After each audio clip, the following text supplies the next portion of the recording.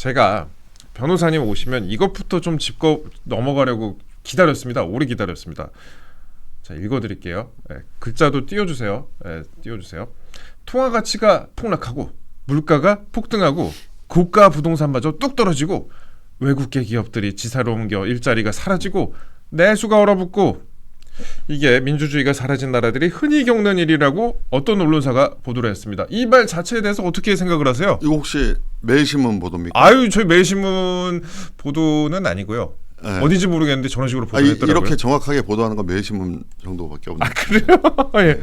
이게 어떤 보도인가? 그 변호사님께서는 정확한 보도다. 이거 매일신문 정도나 이렇게 보도한다 말씀하셨는데 띄워주세요. 두 번째 장을. 그냥 MBC더라고요. 2025년 4월 2일입니다. 이게 뉴스데스크 클로징 멘트예요. 그 지난 정권 말에 그러니까 대선 전에 있었던 MBC 뉴스데스크 클로징입니다. 당시에 환율이 일단 1,500원은 아니었거든요. 뭐 1,400원 될까 말까, 뭐 1,300원 뭐 이랬던 그런 상황이었는데. 일단 놀라운 사실은 MBC도 시장 경제에 대해서 이해를 하고 있다라는 하고 얘기네요. 있어요. 저는 지금 MBC 뉴스라는 거에 대해서 처음 놀랐던 게 MBC가 경제를 아는구나. 네. 그리고 역시 그 매일신문 기사인 줄 알았다가 MBC라는 걸 보니까 역시 때에 따라 바뀌고 시절에 따라 또 정권에 따라 바뀌는 게 역시 MBC답다 이런 생각이 듭니다.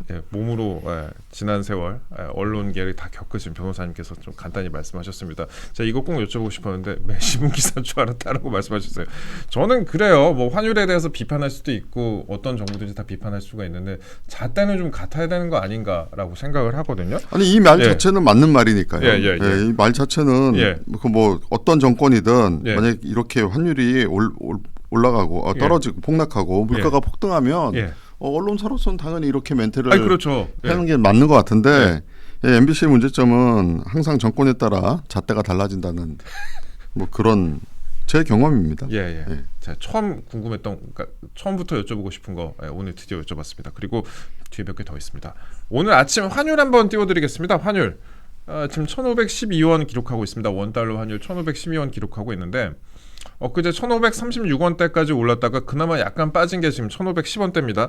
물론 이제 국제적인 영향이 크지만 어쨌든 1,500원대를 넘어서 1,510원대가 일상이 된 상황입니다. 뭐 누군가는 뉴 노멀이라고 얘기를 하기도 하죠. 또 다른 사진 하나 띄워드릴 건데 요거는 그 한국은행 그 신현송 총재 후보자의 환율 큰 우려 없다라는 발언 이후에 저희가 그날 방송을 준비하면서 3월 31일입니다. 3월 31일 방송을 준비하면서 제가 방송 준비하려고 이렇게 자료로 캡처를 했는데 캡처할 때마다 환율이 계속 올라가고 있는 거예요. 뭐 1원씩 2원씩 계속 올라가고 있었고 1,536원까지 찍었던 그 사진입니다. 이런 일들이 있었는데 환율이 많이 올라갔잖아요. 환율이 많이 올라갔는데 그나마 이것도 방어해서 이런 거라고 합니다. 그나마 환율을 방어해서 이런 거라고 합니다. 고환율 방어 때문에 외환 보유액이 40억 불이 감소했다고 한국은행이 발표를 했습니다. 지난달 외환 보유액이 4,236억 6천만 달러로 39억 7천만 달러, 한 40억 불 정도가 감소했다고 밝혔습니다. 2020년 이후로 우리나라가 그 외환 보유액 10위권 밖으로 밀려난 게 처음이라고 합니다. 변호사님. 아니 일단 먼저 그 환율이 1,400원대면은 나라가 망한다고 했던 분이 있지 않았습니까? 그분이 대통령이 돼서 그 임명한 한국은행 총재가 1,500원대가 괜찮다 그러면 그러면 이거 인사 참극 아닌가요? 일단 한국은행 총재가 1,500원대가 괜찮다고 얘기하는 거는 대통령의 인사 원칙이 일단 안 맞는 거 같고요. 인사 원칙이 안 맞는다. 일단 그거부터 지적. 이게 인사 라인의 검증에 한번 문제가 있기 때문에 그 부분에 대해서 이 정부의 인사 검증은 어떻게 이루어지는가 그 부분에 대해서 좀 의문이 들고요. 그리고 지금 환율이 폭등해갖고 물가가 올라간다라는 것은 국민들이 벌써부터 체감으로 느끼고 계시잖아요. 너무 많이 지금 올랐죠. 유가도 지금 엄청 올랐는데 저는 이제 궁금한 게 참 그 이 정권은 참 그 뭔지 몰라서 용감한 건지 아니면 어떤 건지 모르겠지만 대놓고 환율에 개입한다는 걸 자백을 해요 또. 안 그래도 지금 우리나라가 환율 관찰국 돼 있지 않습니까? 그러면 이제 뭐 지난번에 국민연금으로 환율 방어했다는 거에 대해서도 뭐 했는지 안 했는지 처음에는 두리뭉실하게 얼마나 넘어가다가 어떻게 했는지 모르겠습니다만 두리뭉실하다가 나중에 기정사실화하는 건 되니까는 그냥 마치 뭐 국민을 위해서 한 것처럼 이렇게 얘기했는데 쏟아졌죠. 그 다 환율 개입이죠. 지금도 뭐 40억 달러 뭐 했다 그러는데 개입도 문제고요. 지금 앵커님께서 말씀하신 것처럼 우리나라가 10위권 바깥으로 뭐든지 밀려난 거를 지금 2030들이 언제 기억이나 할란지 모르겠습니다. 저 어릴 때나 막 뭐 20위권 뭐 이런 얘기 들었지만 저도 사실 가물가물해요. 우리가 10위권 바깥으로 뭐가 밀려났다라는 거. 그리고 97년도에 IMF를 겪어봤던 경험이 계신 분들은 이 10위권이라는 숫자 바깥으로 밀려났다라는 거에 대해서 지금 어마어마한 공포를 느끼고 계실 것 같아요. 이게 2000년 이후 처음이래요. 제가 2020년이라 아까 잘못 말씀드렸는데 2000년 이후 처음입니다. 26년 만에. 2000년. IMF가 98년도에 왔었으니까. 와, 그러네요. IMF가 채 다 극복하기 전에도 이거보단 나았다는 얘기죠. 제가 중학생 때. 그러니까요. 그런 일들이 있었다. 그래프도 띄워드리도록 하겠습니다. 한국은행 외환 보유액 그래프인데요. 거의 지금 하산하고 있는 것 같아요. 하산. 높이 쫙 올라갔다가 2021년까지 쫙 올라갔다가 지금 빠지고 있는 잠깐 살짝 또 올라갔다가 빠지고 있는 그런 장면입니다. 이런 식으로 환율이 널뛰기 하니까 주가도 널뛰기 하는 거고 지금 뭐 주식 올인 정부에서 지금 어떻게 하려고 저러는지 모르겠습니다. 3월 달러 강세로 유로, 엔 등 달러가 아닌 외화 자산의 달러 환산액이 감소를 했고 또 국민연금과 외환 스와프 등 외환 시장 안정화 조치가 실행이 되면서 외환 보유액이 줄었다라고 한국은행이 설명을 했다고 합니다. 국민연금과의 외환 스와프를 직접 언급을 했습니다. 국민연금하고 한은간 외환 스와프는 국민연금이 해외 투자를 할 때 필요한 달러를 하는 한국은행 외환 보유액에서 빌려 쓰고 나중에 달러로 되갚는 이걸 뜻하는데 어쨌든 간에 뭐 국민연금도 직접 또 언급을 했다라는 말씀 다시 드리고요. 2월 말 한국은행의 외환 보유액 순위는 12위로 전월보다 2단계 내려간 상태다. 12위다. 근데 지금 40억 불이 또 빠졌으니까 여기서 더 내려갈 것으로 관측이 됩니다.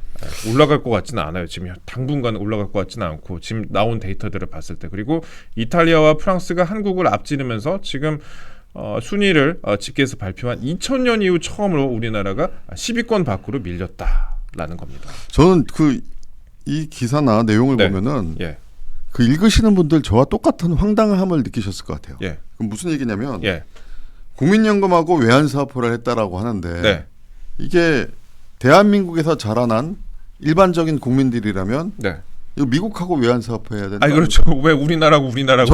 저는 항상 뉴스를 들을 때 우리가 나라 경제가 어렵거나 이러면은 미국하고 스와프했다. 그다음에 일본이 또 스와프해줬다.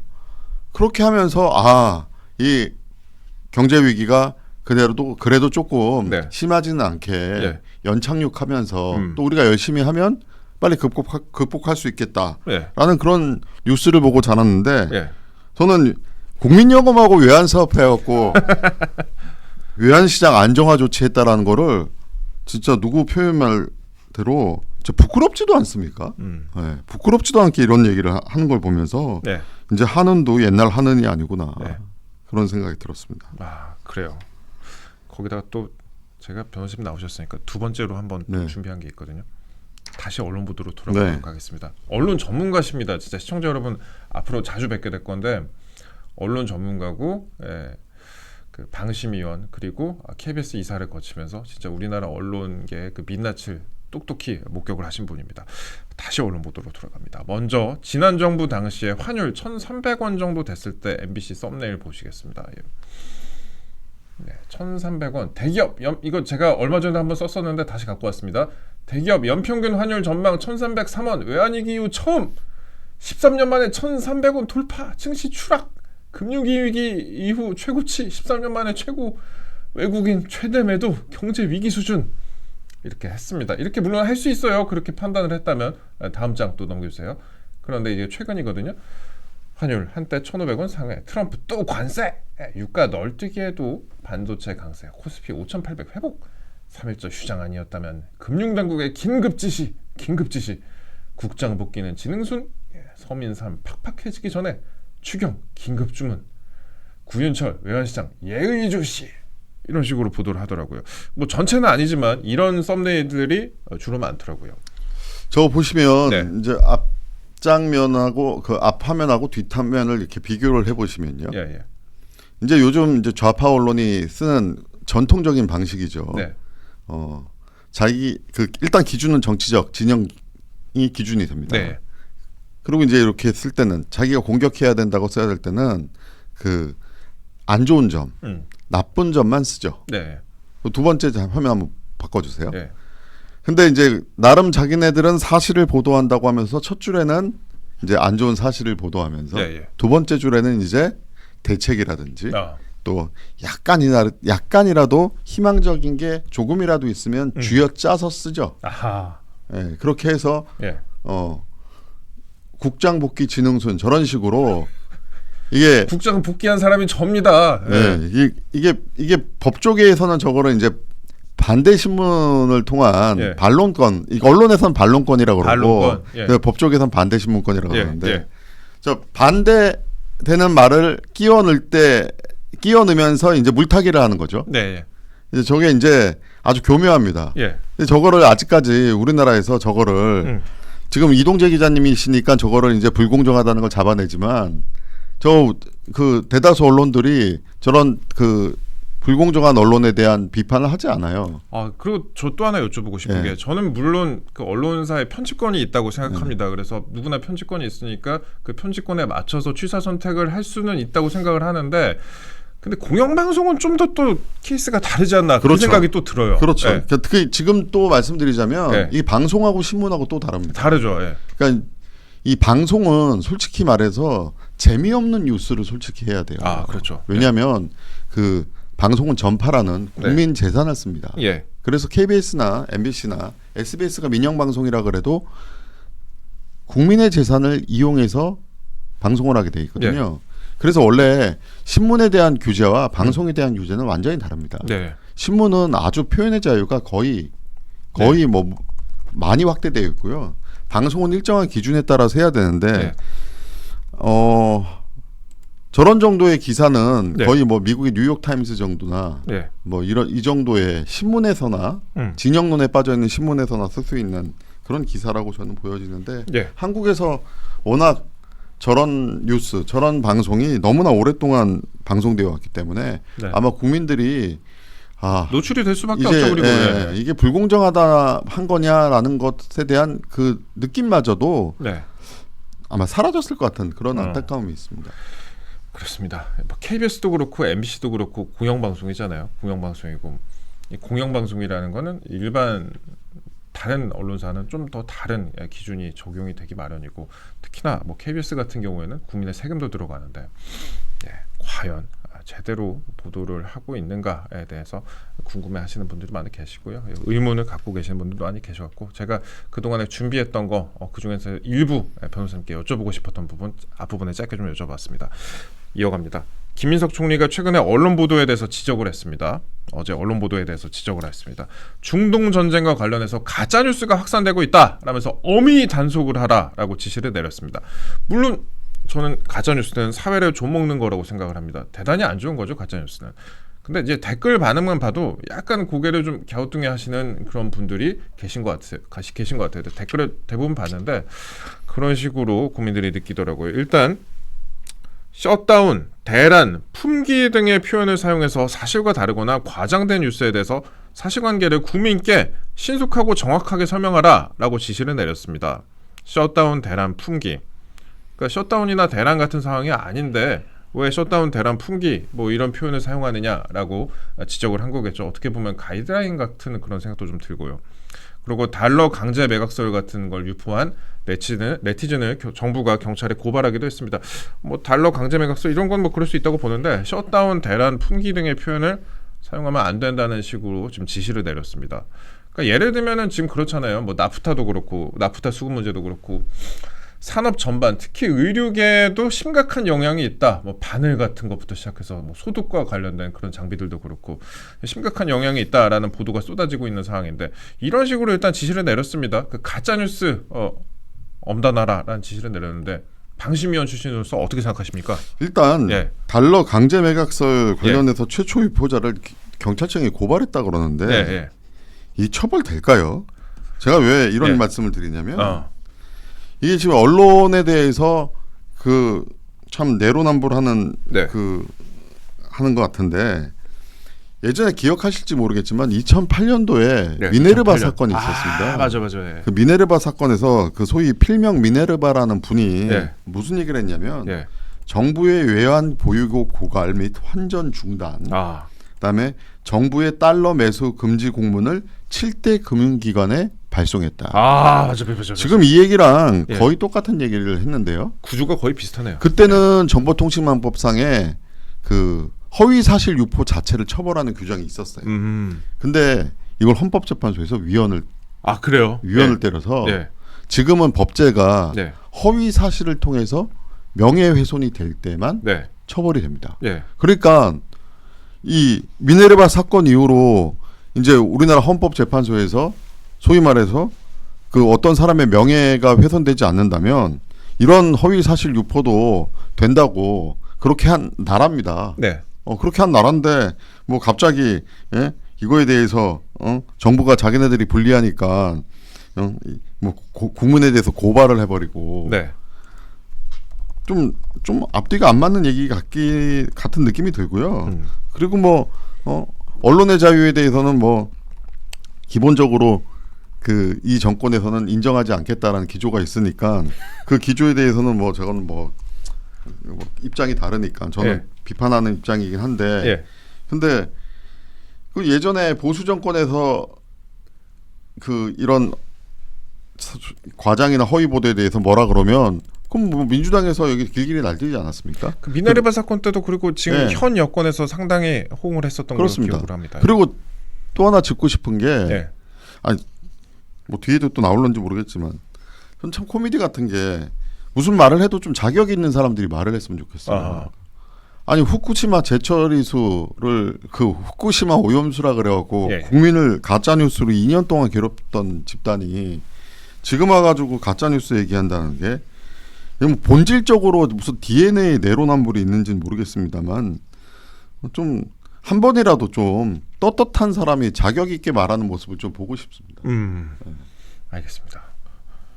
역시 뭐 몸으로 겪으신 분이어가지고 미네르바 사건도 말씀을 하시고 저도 오랜만에 좀 생각이 났습니다. 그러니까 이것도 네. 좀 짚고 넘어가면 제가 미네르바 사건이 이제 뭐 허위 사실에 의한 유포 이걸 무조건 처벌하지 않다는 게 옳다라고 주장하는 건 아니고요. 뭐 그 당시부터 이제 뭐 광우병 허위 보도도 뭐 법원에서 면죄부 주고 예? 특히 뭐 이 법률가들이 네. 언론에 대해서 잘 모르니까 네. 무조건 기자들에게 아무 말이나 다 쓰라 그러면 그게 자기가 멋있는 줄 알고 네. 막 그렇게 그 허용을 해줬는데 네. 그러면 이제 다시 되돌리려면 정치권에 계시는 분들이 어떤 이런 부분에 대해서 차근차근하게 또 체계적으로 국민들에게 가짜 뉴스와 허위 사실에 대해서는 조금 경각심을 가져 이런 식의 빌드업을 해가면서 네. 법제도 바꿔나가지고 입법권 쥐고 계신 분 아닙니까? 근데 자기가 정권을 잡으면 조금이라도 불리하면은 막 고발해버리고, 네. 그다음에 정권이 없을 때는 가짜 뉴스를 오히려 만들어서 생산을 하고 그런 게 이제 웃기다는 거죠. 이어갑니다. 변호사님 잘 아는 KBS 얘기로 좀 넘어가 네. 보도록 하겠습니다. 일주일 됐습니다. KBS가 최근에 박상용 검사, 대북송금 사건 검사였던 박상용 검사에 대한 보도를 하고 있습니다. 일주일 됐습니다. 그 보도를 시작으로 포문을 열었는데 바로 KBS 보도 다음 날에 민주당이 기자회견을 했습니다. 민주당이 기자회견을 했고 지금까지 KBS가 보도를 이어가고 있습니다. 뭐 녹취록이라 그래갖고 일부분을 계속해서 보도를 하고 있는데 보통 퀘스천이 있고 앤서가 있어야 되는데 Q&A가 있어야 되는데 Q는 없고 A만 있는 그런 녹취록 보도가 이어졌어요. KBS 이사 출신으로서 일련의 보도에 대해서 일단 어떻게 보시고 계신지 먼저 여쭤볼게요. 이게 그래도 지난 정권에서는 KBS가 네. 이제 뭐 좀 재미는 없어도 예. 또 신속하진 않아도 네. 정확한 보도를 해야 된다라고 그런 기조를 가지고 있었는데 그 중간에 또 바뀌었는지는 모르겠습니다. 일단 KBS 기사를 보면 네. 저도 불행한 일이지만 네. 저 요즘에 이제 판결을 볼 때 네. 판결을 예측할 때 이제 보통 판사를 보거든요. 아. 예전에는 이제 판사가 그렇죠. 누군지를 보지 되는데. 않았어요. 예. 근데 이제 그 법원 판결을 볼 때도 판사가 누구냐, 판사 성향이 어떠냐를 먼저 보고 예측을 해보면 사실 100% 맞습니다, 결론이. 네. 근데 KBS도 볼 때도 여기 김모 기자라고 나와서 제가 이름은 모르겠는데 네. 아마 실명을 알게 됐다면 네. 제1노조 소속이냐 제2노조 소속이냐부터 제가 먼저 봤을 것 같아요. 네. 그 제1노조, 제2노조 그 시청자 여러분들 잘 모르시는 분들이 있으니까 그 제1노조, 제2노조 구분이 어떻게 되나요? 그 제1노조가 이제 네. 전통적인 예. 사내 노조. 그래서 이제 예. 좀 그 정치적 편향성이 좀 없는 노조라고 예. 하고 제2노조가 아마 민노총 소속입니다. 예. 제3노조가 아마 그 2030 네, 젊은 친구들이 만든. MZ들이 예. 이제 만든 노조라서 예. 거기는 좀 새로운 신바람을 일으키고 있긴 한데 원래 제2노조가 그렇게 절대적으로 크지 않았었는데 최근 뭐 정치적으로 이런저런 일들이 겪으면서 정권이 바뀌고 이러면서 그쪽이 훨씬 늘어났다는 그런 식으로 저는 알고 있습니다. 항상 좌파 정권이 들어서면 네. 이 노조가 이제 인원수가 늘어나죠. 예. 예, 뭐 그거는 KBS의 특징인데요. 예. 어쨌든 이 내용도 보면 지금 이동재 기자님이 정확히 짚어줬듯이 Q는 없고 A만 있다. 네. 그러니까 이게 그 자체로 제대로 된 팩트 기사가 아니라는 거 아닙니까? 예, 저 화면 좀 보고 네. 계십니다. 저런 내용들이었습니다. 예. 그리고 이거를 네. 그 전체를 들어보면 뭐 들어보지 않아도 예. 이제 법조인이라면 법률가들은 저런 걸 봤었을 때 검사가 일단 플리바게닝을 한다라는 거는 네. 우리나라 현실에서는 있을 수가 없습니다. 네. 왜냐하면 사실 변호사들이 플리바게닝을 원하죠. 그렇죠. 그리고 사실 좀 그 검사를 도와준다는 의미로 네. 범죄 사실을 명확하게 한다거나 검사가 이제 안 그러면 다 찾아놔야 되니까 약간의 자백을 통해서 네. 사건을 풀어나가는 의미에서 보통 변호사가 이제 검사한테 부탁을 하는 식이지 네. 검사가 먼저 주도해가지고 이렇게 하는 경우는 기본적으로 프레임이 그렇게 짜여져 있습니다. 네. 예. 업무 관행이. 예. 근데 이제 이 보도 내용을 보면 마치 박상용 검사가 어떤 틀을 잡고 변호사 상의한 것처럼 하는데 그것부터 일단 정황 자체가 시작부터 다르다는 얘기고 그다음에 이제 보면은 저도 뭐 읽어봤지만 예. 그 내용 자체가 이제 그 종범으로 하면 방조범으로 하면은 예. 형량이 2분의 1로 줄지 않습니까? 그래요? 예. 필요적으로 2분의 1로 줄기 때문에 필요적 강경. 예. 예. 그러니까 변호사 입장에서는 종범으로 해달라고 하는 거고 네. 그 박 검사 입장에서는 아니 종범으로 해주려고 하면 그에 대한 근거가 있어야 되지 않느냐. 지금 그 얘기 아닙니까? 예. 근데 그 얘기가 어디서 뭐 이런 식으로 의도적으로 그 내용은 누락한 채 녹음 파일을 짜깁게 해가지고 마치 그 박 검사가 이재명 대통령을 주범으로 만들기 위해서 그 형량 고래를 시도한 것 같은 그런 프레임을 만들었다라는 게 이제 박상용 검사의 주장이고요. 뭐 그 내용에 대해서 KBS 보도 내용에 대해서 박 검사가 고소를 했다고 합니다. KBS 기자를 명예훼손 혐의로. 지금 현재 법제로서는 네. 그 제가 아까도 말씀드렸지만 예. 그 이렇게 고소해야지만 예. 진실을 밝힐 수 있는 게 유일한 방법이니까요. 더군다나 요즘에 뭐 언론 중재위 같은데 가도 네. 뭐 그렇게 실효성 있는 그 결과가 나오지도 않고 수사권이 없으니까 예. 일단 아니 솔직히 말해서 이거 가장 확실한 방법은 전문 다 털어주면 되는 거 아닙니까? 그렇죠. 예. 네? 그러니까 이 보도를 할 때 네. 예전에 그 뭐 지금도 기억나는데 윤통이 커피 타줬다. 예. 대선 직전에 그거 예. 주어 바꿔가지고 예. 보도한 거. 예. 그것도 결국엔 예. 녹취록 다 전문 그렇죠. 보니까는 예. 다르지 않았습니까? 예. 그러니까 이런 것도 보도를 할 때 예. 전문을 깔고 요즘 방송은 좀 줄인다 하더라도 바로 찾아보면은 전문 바로 들을 수 있게 볼 수 있게 예. 그렇게 해줬다면은 차라리 가짜 뉴스, 허위 뉴스 네. 어떤 이런 의혹에 대해서는 벗어나지 않았을까. 그때 전문이 까이고 난 이후에 그 커피 타줬다 그 네. 기사에 대해서 전문이 까이니까 나중에 또 그분들이 수사를 받았어요. 그때는 그 윤석열 검증 보도다라고 제목을 잡더라고요. 검증 보도다. 그러니까 예. 이게 뭐 한번 쓴 사람도 그렇게 믿고 있는 것 같아요. 네. 어쨌든 그 박 검사가 KBS 기자를 명예훼손 혐의로 고소를 했다라는 걸 좀 말씀을 드립니다. 그 프레임을 씌웠다, 의도적 짜깁기로 이재명 주범 회유 프레임을 씌웠다라고 이렇게 주장을 하고 있고요. 그리고 이거는 이렇게 이런 식으로 어떤 마치 무슨 일이 있었다는 듯이 이렇게 처음부터 그 마사지를 하고 들어가서 기사를 쓰니까 그렇지. 이 전체적으로 그냥 만약 변호사가 들어보면 예. 아 변호사가 사건 좀 쉽게 풀려고 했다가 실패했네. 예. 그거 그 이상도 그 이하도 아닙니다. 그 심지어 그 변호사가 지금 청주시장 출마하려고 나선 그런 상황이고 그 KBS 측은 이렇게 밝혔습니다. 확보한 녹취록에 박 검사가 얘기하는 해당 부분이 포함돼 있었던 것은 맞다면서도 KBS는 박 검사와 이화영 부지사 측, 서민석 변호사 사이의 복수의 통화 약 10분 분량의 녹취 파일을 입수해서 면밀하게 검토했다라고 밝혔습니다. 그리고 취재진은 전체적인 맥락을 봤을 때 박 검사가 이화영 부지사의 당시 진술로는 이 대통령을 주범으로 보기 어려운 현실을 토로하며 추가 진술이 필요하다고 말하는 상황으로 해석하는 것이 더욱 타당하다고 판단했다라고 덧붙였다라고 합니다.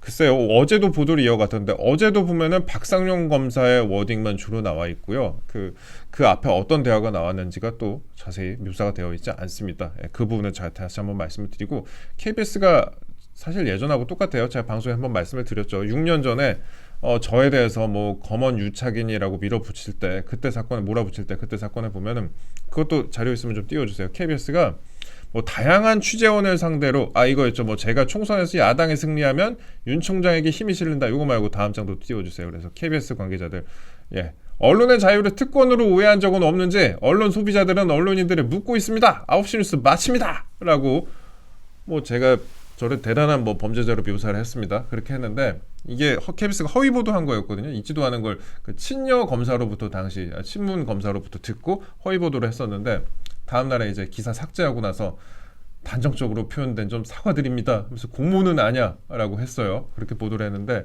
또 그 다음날 보도를 보면 다양한 취재원을 상대로 보도를 준비를 했는데 뭐 이렇게 됐다라고 합니다. 근데 다양한 취재원이 아니었고 신성식이라는 당시에 검사였죠. 그리고 그와 같이 이제 유착을 해가지고 같이 기소가 돼서 재판을 받고 있는데 뭐 재판 과정에서는 둘이 또 다투기도 하고 막 그랬습니다.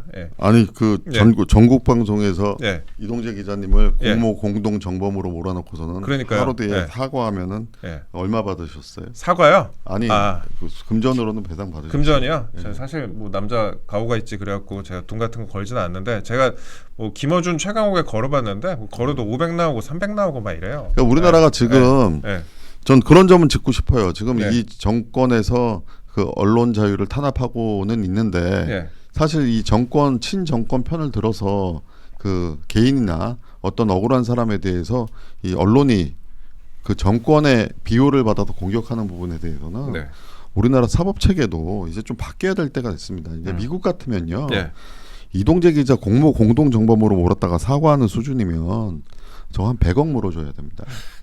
저 100억이요. 그랬으면 행복하겠네요, 진짜.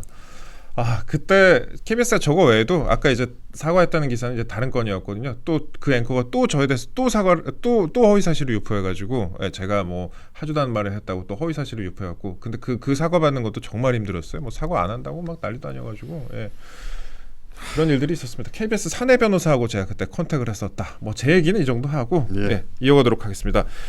박상용 검사 얘기 한 번만 더 하고 다음 이슈로 넘어가도록 하겠습니다. 법무부가 박상용 검사에 대해서 징계 시효를 언급하면서 조치를 취하겠다라고 나섰습니다. 지금 대검에서 사실 그 박 검사에 대해서 감찰을 하고 있었거든요. 이른바 뭐 연어 술 파티라고 주장하는 그 부분에 대해서 뭐 감찰을 했었는데 뭐 딱히 징계 내리지 않았거든요. 그랬더니 법무부가 징계 시효 전에 조사를 마무리하겠다라고 밝혔습니다. 박상용 검사는 대검 패싱 감찰은 이거 불법이다라고 나섰는데 법무부까지 이렇게 나섰네요. 아니 그리고 또 이 사안에 관련해서는 박상용 검사의 그 주장에 따르면 그 감찰을 받을 때 연어 얘기를 들어본 적이 없다는 거예요. 정작 물어보는 건 연어에 대해서는 물어보지 않는다고 하더라고요. 그러니까 이제 그 박상용 검사가 제발 연어에 관련해서 좀 물어봐라. 왜 그건 안 물어보고 왜 언론에다가는 연어 술 파티 의혹이라고 하느냐. 실제 내용은 그러지도 않으면서. 그래서 지금 대검 패싱이라는 얘기가 박상용 검사가 주장하는 거는 이 진상조사, 자신의 억울함에 대해서 좀 제대로 밝혀보고 싶다. 또 자기가 그래도 한평생 몸 담고 있는 검찰인데 적어도 검사들이 이런 식으로 조사를 해서는 되겠냐. 이런 식으로 지금 주장을 하는 과정에서 이 대검 패싱까지 나와버리니까 법무부는 사실 그 원래 법무부하고 검찰청을 이렇게 나눠놓은 이유가 그거 아닙니까? 네. 그 법무부는 정권이 임명하는 장관의 지위를 그렇죠, 받는 거고 예. 검찰은 또 법 원칙을 지키는 그 사이에 준사법기관으로서 준사법기관으로서 그 어떤 민주적 정당성은 존중하면서도 네. 법치주의에 대한 또 수호는 또 해야 되기 때문에 예. 그래서 이제 검찰하고 법무부를 나누는 거 있는데 예. 좀 이게 뭐 간단한 것 같지만 이 대검찰청을 패싱하고 법무부로 간다라는 얘기는 이론적으로 따져본다면 이제 법치주의는 패싱하고 예. 인민재판으로 가겠다. 뭐 그런 의미로 또 저는 받아들여지는 것이죠. 알겠습니다. 박상용 검사에 대해서도 간단하게 저희가 한번 다뤄봤습니다. 뭐 계속 보도가 나오고 있으니까 중간중간에 저희가 주요 사건들은 보도를 해드리고요. 다음으로 이제 방심위로 넘어가도록 하겠습니다. 방심위, 일반 대중들은 방심위라는 기관 자체를 평생 살면서 들어볼 일도 없고 접할 일도 없고 갈 일도 없고 엮일 일도 없는데 그 변호사님께서는 방심위 상임위원이셨습니다. 방심위가 방송통신심의위원회였죠? 예, 그렇습니다. 방송통신심의위원회인데 이게 이름이 좀 바뀌었습니다. 방송미디어통신심의위원회. 이 이름이 일단 왜 바뀐 거예요? 그 이제 이진숙 방통위원장을 내쫓기 위해서 그냥 내쫓으려니까는 방법이 없으니까 이제 조직의 이름을 바꾸면 방미통이. 그렇죠. 방송미디어통신위원회로 바꾸면 그러면 이제 사람을 내쫓을 수 있으니까 그렇게 바꾼 거고. 그럼 방심위는 왜 바꿔요 그러면? 그러니까 이제 그 맞춰야 되니까. 아, 너네도 같이 해라. 수미상관이니까. 그래서 또 원래 방송통신심의위원회였는데 또 사람들이 들어볼 때는 방송통신미디어위원회는 뭐고 또 원래 방통위에서는 방심위를 조금 아래 기관으로 보고 있습니다. 그러니까 이제 그걸 맞춰줘야 좀 아래 기관으로.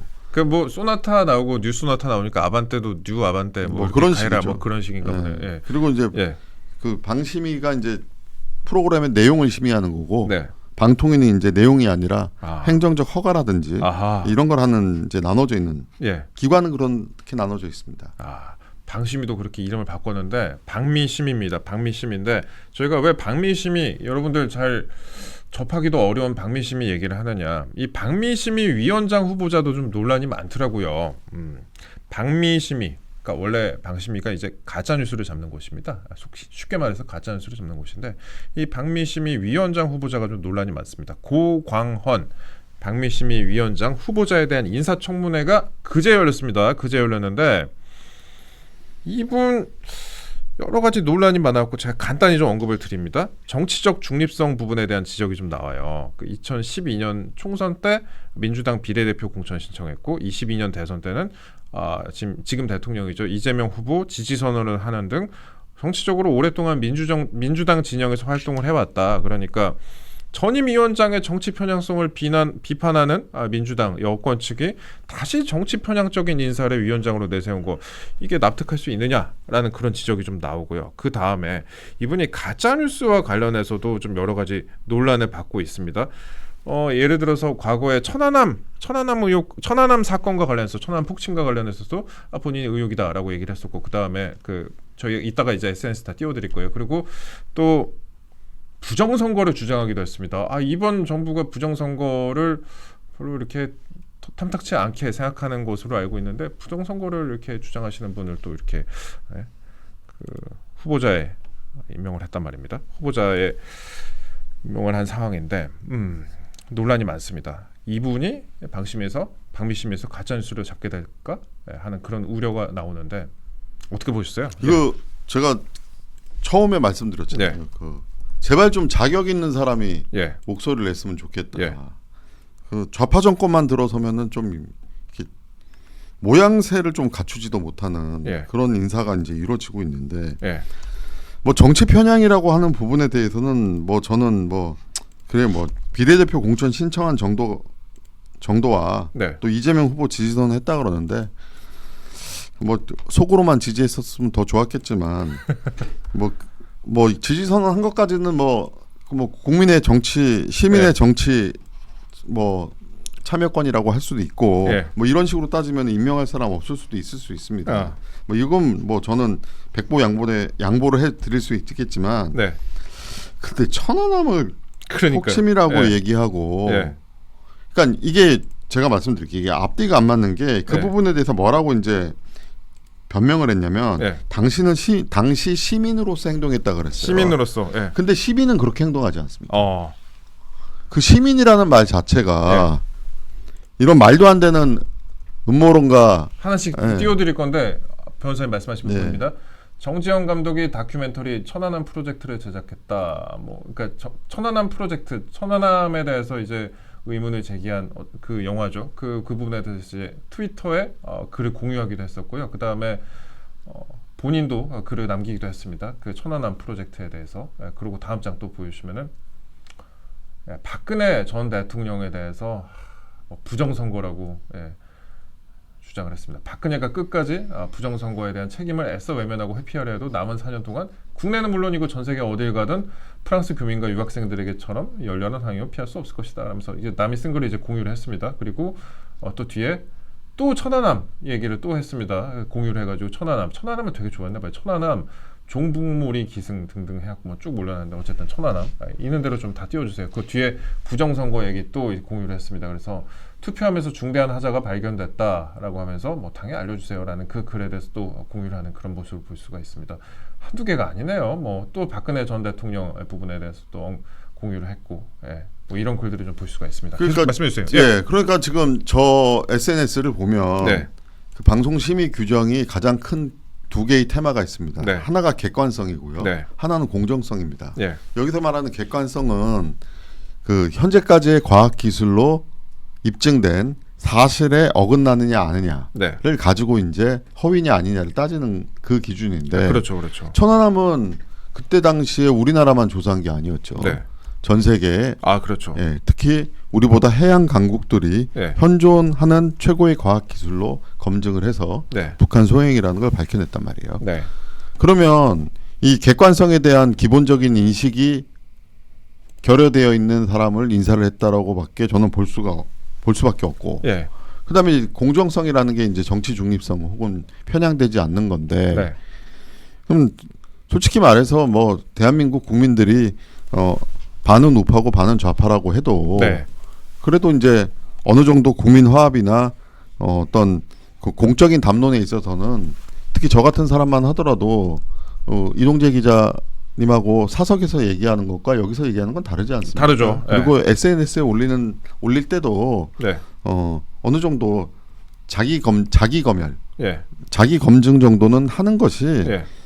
공직으로 가겠다는 마음이 있거나 네. 아니면 혹시라도 그런 분들 중에서 고르는 것이 어떤 국민 신뢰 입장에서는 좋은 건데 저렇게 SNS에서 단연간 편향성을 노골적으로 드러내신 분이 방심위의 공정성 잣대를 심의할 수 있는지 의문이 듭니다. 이것도 처음에 제가 그 한은 총재 때 말씀드린 것처럼 이 정부의 인사검증 시스템이 어떻게 되는지 상당히 궁금합니다.